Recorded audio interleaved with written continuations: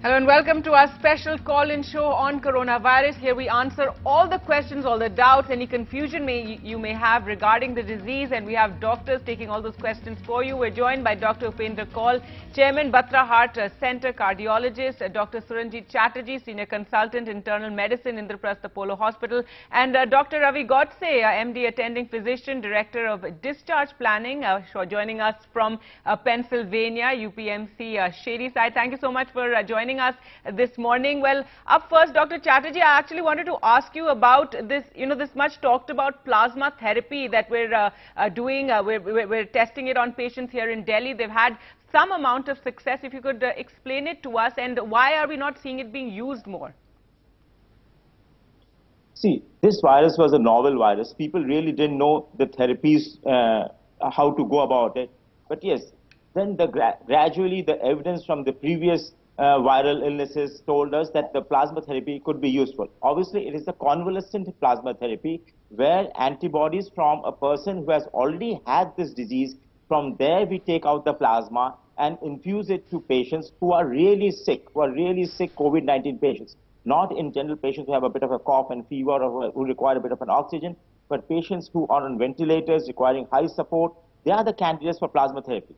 And what Delhi has shown is in the last couple of days, it has been used in a couple of patients, and it shows that they are actually coming out of the ventilator treatment, even they are almost on the verge of going home or coming out of the ICU. So that is really good news for us, at least for the moment. But time would tell us as to how things are going to behave in the next couple of days or weeks to come. All right, Dr. Godse, is this something that you're seeing in the United States as well? Are you using plasma therapy? If you could, tell us about what sort of treatments are being tried there. Yes, FDA has approved it. I can request it for any of my patients. And the trials have just started. But I wanted to make a very important point in the beginning. Say, we hope that the plasma therapy is going to be effective. But whether we know it's effective or not effective, the time to start collecting plasma is right now. Right. We are hoping that the peak doesn't come to India. But in case the peak comes to India, this is like we are in the first over of a one-day match. So we can't reach the 40th over and say, pehle marna chahiye tha. So we should start, right now we should start collecting the plasma and be ready. If plasma works, great. If it doesn't, anyways, But we are doing it in US. All right, a very important point there, Dr. Godse, because yesterday we did have the Chief Minister of Delhi actually appealing to those patients who have recovered from coronavirus to please come forward and donate their blood, donate their plasma, saying that you can help save somebody's life. But can I say something very different out of the box thinking? And that is, we keep talking about the patients who have recovered from coronavirus, okay? In Second World War, the planes used to come back with bullet holes in them. And the engineer was trying to reinforce by putting the metal plate without making the plane heavy. And they were trying to cover the bullet holes. And some genius said, let's not cover the bullet holes because those planes survived, they came back. Let's cover the areas that doesn't have the bullet holes. So I'm saying there could be about 15 to 20% patients who have had coronavirus, have antibodies, don't even know it, and they didn't even get sick. So they may have good antibodies. So let's task the masses that helps towards cutting down the lockdown, and then maybe get antibodies from even healthy patients. It doesn't have to be recovered patients, All right, that's very interesting because Dr. Chatterjee, this is something we've seen in India that 80% of the people are asymptomatic, which is also a worry when we talk about lifting the lockdown or easing anything, because a lot of people are walking around, they don't even know they may have coronavirus and may have even recovered from it. True, absolutely. And as I said, if we can really collect the samples from people who have good antibody titers once they have recovered, or basically we'll only come to know of it once the testings really happen. The rapid testing, if they tell us that, okay, they have the IgG antibodies there in them, and we can really know that, okay, these people suffered from this illness without having manifestations, then we can get a lot of sample from them, and if really found to be useful, we can keep it at the store right now and use it as and when required. All right, we have our first caller, Piali, calling in from Mumbai. Go ahead with your question, Piali. Yeah, good morning, Gargi, and good morning, doctor. My question would be for Dr. Chatterjee.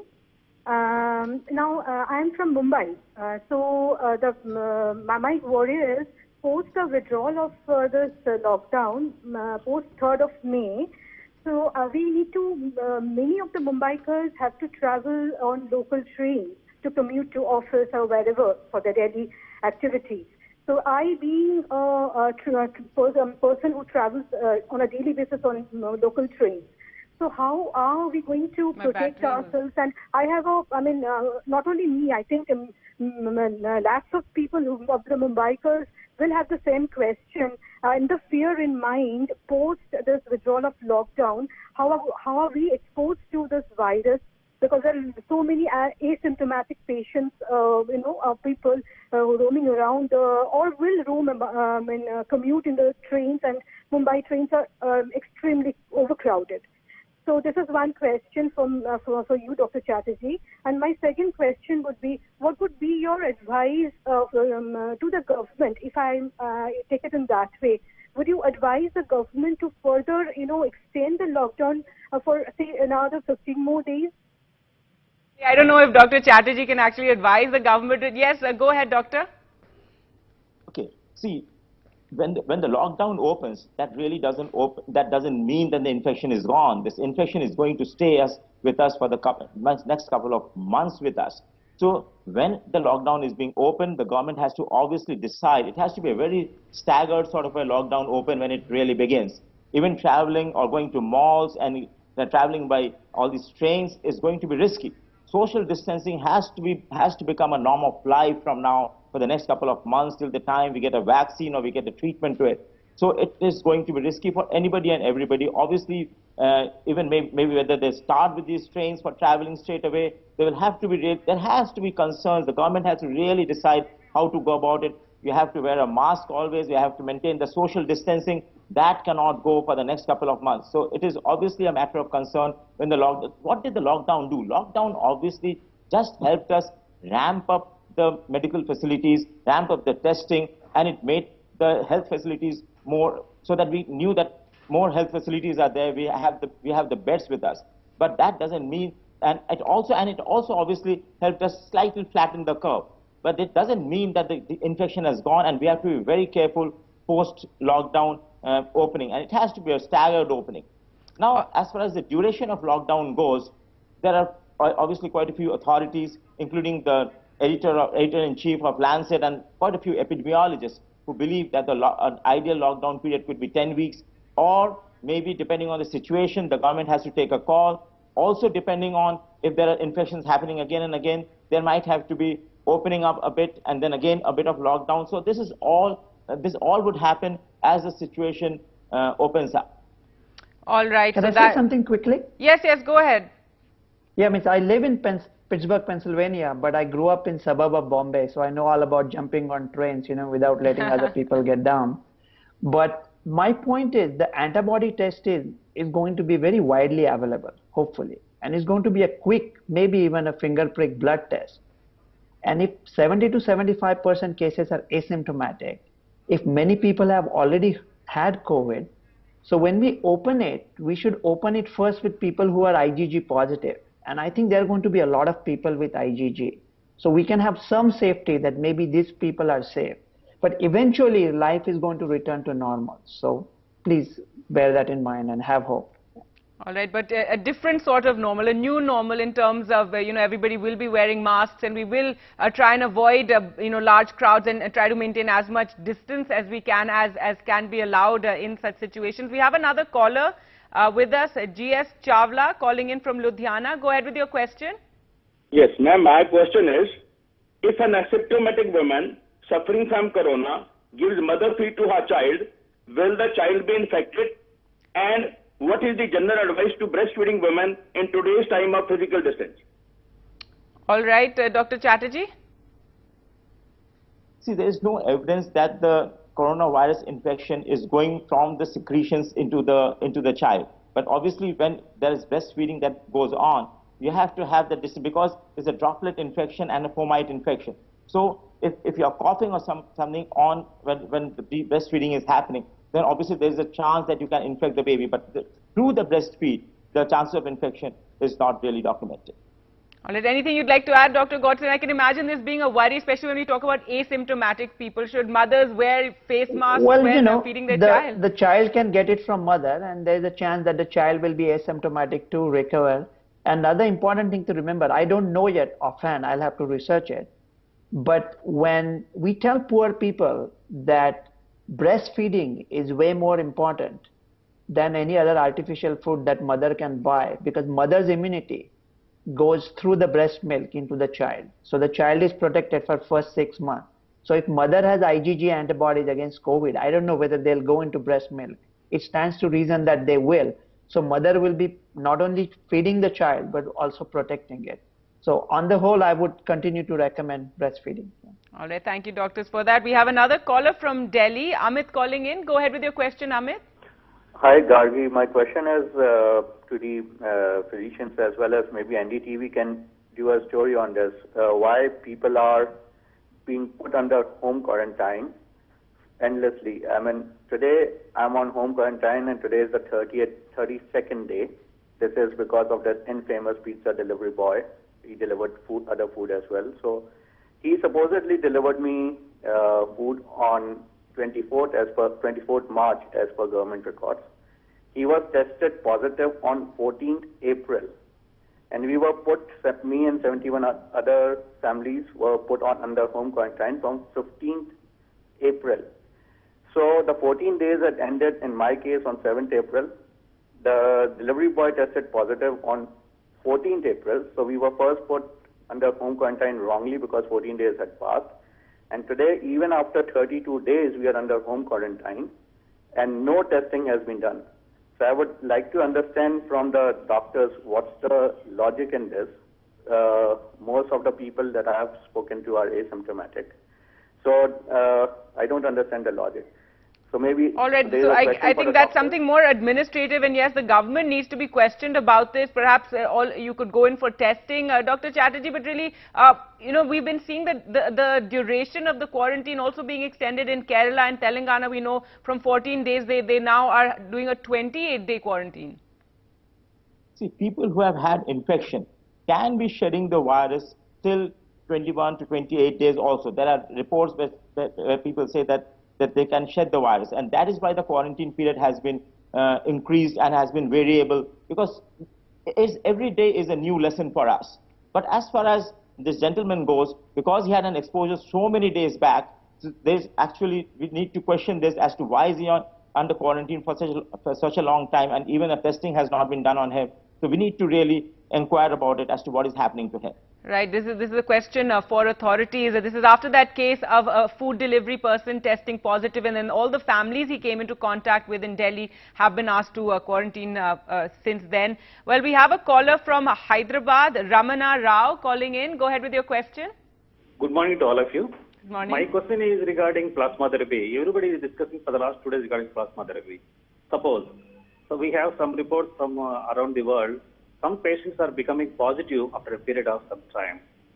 In this case, if the donor is positive, what is the fate of the recipient? All right, Dr. Godse, would you like to answer that? Well, our FDA has come out with a very specific protocol.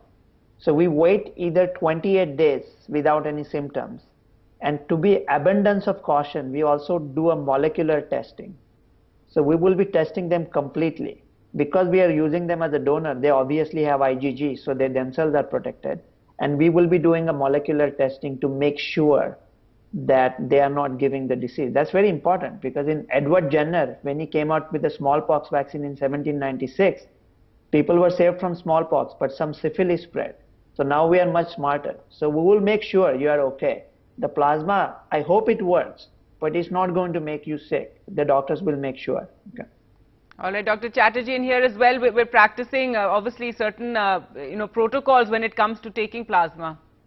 Absolutely, the guidelines have been coming from the government, from the ICMR, and we have to stick to the protocols. If you break the protocols, then obviously there are chances of mishappenings. So the protocols have to be followed strictly.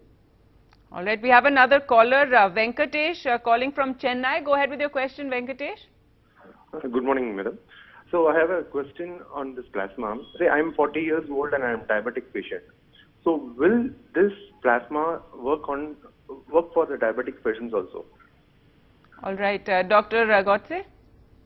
Yeah, I think it would. I don't think there's any indication that it won't, because the plasma is the fluid part of the blood that has the hyper antibodies that against the COVID virus. So I don't think you would. With diabetes, some people, we say that people who have diabetes have slightly higher risk of contracting the disease. Slightly higher risk means it's considered as an underlying health condition. But I don't think it would be any impediment to plasma working on you. All right, and Dr. Chatterjee, that it is a way, because we keep emphasizing the point about diabetic patients and people with diabetes in India, and we have such a huge number of diabetic people that they have to take more care, and perhaps that's why this concern regarding the plasma therapy as well.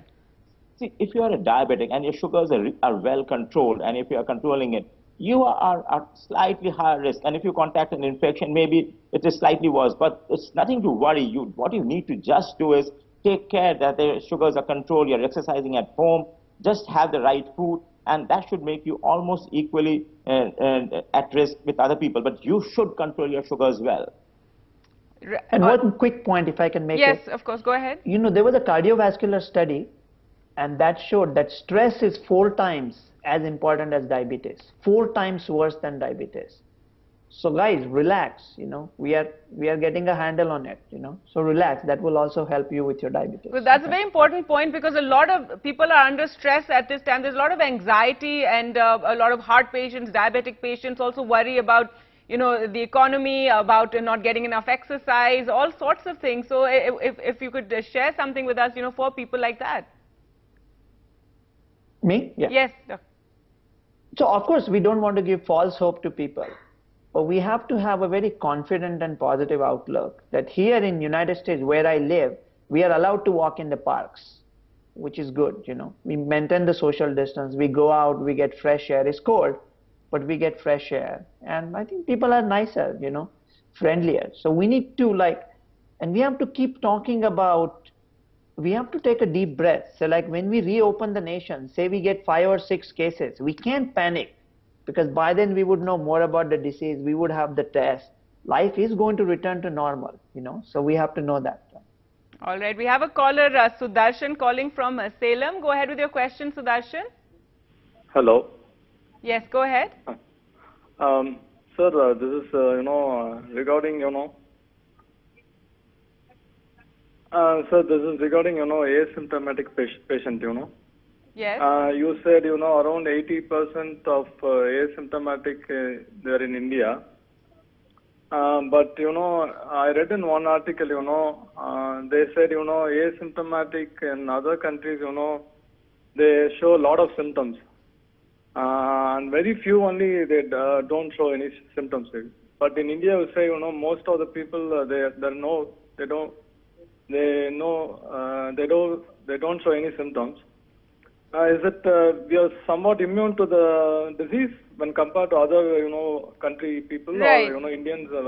All right. Yes, this is something that is being talked about, whether why we're not seeing as much spread of coronavirus. How is it that 80% of the people, we're being told by the ICMR that 80% of the people are asymptomatic or hardly suffering any sort of symptoms of the disease, Dr. Chatterjee. So there is a lot of talk about the vaccines, that the BCG vaccine, or whether it's because we constantly suffer from coughs, colds, flus, virals every season. Do we have some sort of immunity? But of course, at this point, it's all very loose talk, nothing scientifically proven. So it is all very wishful thinking at this moment. Obviously, we are seeing less number of cases, we are seeing less number of fatalities, but we really don't know what is doing all these things. Is it the lockdown? Is it an innate immunity? Is it the BCG vaccine? A few people are even talking about the oral polio vaccine, that it might have given us the immunity. So that's also being talked about. Yeah. So there are different theories that are coming through. Maybe we have the innate immunity because we suffer from so many infections and the viral infections. Maybe at this moment, at least, it is giving us some hope, and it is helping us to fight this COVID-19 disease much better than the Western or the European population. And Dr. Godse from the US, what do you think about what we're seeing in the country? So if it is true, I didn't hear your question, but if it is true, if 80% people are asymptomatic, yes, really true, then for one patient that we are testing, 4 people are there in the community. So there are 4 times as many cases that could be there. that also means our mortality, the case fatality ratio, which may be at 3%, should also be divided by 4, and it might be 0.75%. And that's great then. That's great news if it is true. But you know, over here we are saying about 25 to 50% or patients are asymptomatic. I don't know why India is showing such high numbers, you know. And literally we are ashamed to call ourselves experts because we don't know anything. It could be 25 to 50. What kind of range is that? All right, and a common complaint both in India and the US is about the testing and how we're not doing enough. We have one last caller, Michael from Pondicherry. Go ahead with your question. Madam, my question is that whether the immune system can be... good morning, madam. Yes, let's go ahead. My question is to Dr. Godse, that whether the iron supplements and vitamin C B complex tablets can improve the immune systems for anemic patients, and they can be careful about this. All right. So Dr. Godse wants to know about using supplements, iron and vitamin, and if that'll boost the immune system. Well, you know, if you take vitamin B12 or like not B12, any B vitamin, they are water soluble. So if you take too much, you are going to pass it in the urine. Vitamin C helps generally from viral diseases. Our President Trump talked about zinc, zinc sulfate, that can increase some levels of copper and can help you a little bit. It's still not proven, but it's a supplement. Some people take it. It's safer. Generally eat healthy, right? And I think any vitamin should immunity. But I won't go out and buy vitamin. You might contract something when you go out to buy it. So just like chill, All right. Well, thank you so much, Dr. Godse and Dr. Chatterjee, for joining us and sparing your time and answering all those questions. Thank you all for watching at home and calling in. That's all the time we have. Time for us to slip into a short break. We'll return with more.